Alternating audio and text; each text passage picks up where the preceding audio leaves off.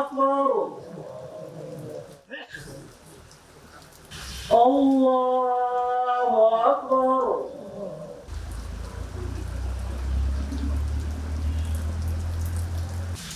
الله أكبر الله أكبر السلام عليكم ورحمة الله السلام عليكم ورحمة الله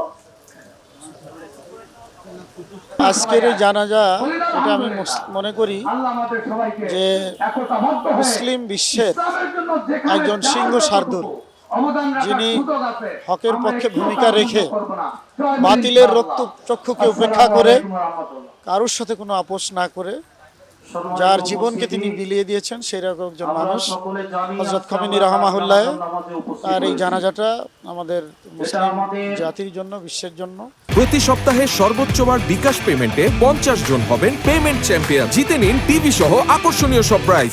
খুবই গুরুত্বপূর্ণ এবং ঐক্যবদ্ধভাবে আমরা যাতে এই সাম্রাজ্যবাদী শক্তি এবং যারা পরাশক্তি হিসেবে নিজেদেরকে দাবি করে, তাদের ইসলামকে যারা নিশ্চিহ্ন করতে চায়, তাদের বিরুদ্ধে একটি শক্ত প্রতিবাদ, এটাই আমরা মনে করি আজকে জানাজার মধ্যে দিয়ে।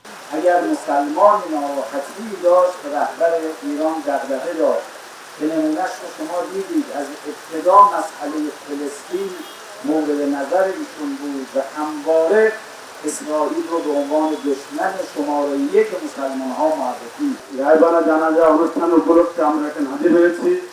তিনি শুধু ইরানের জন্য রাহবার ছিলেন না, বিশ্বের সকল মুসলমানের জন্য, নির্যাতিত নিপীড়িত মানুষের রাহবার ছিলেন।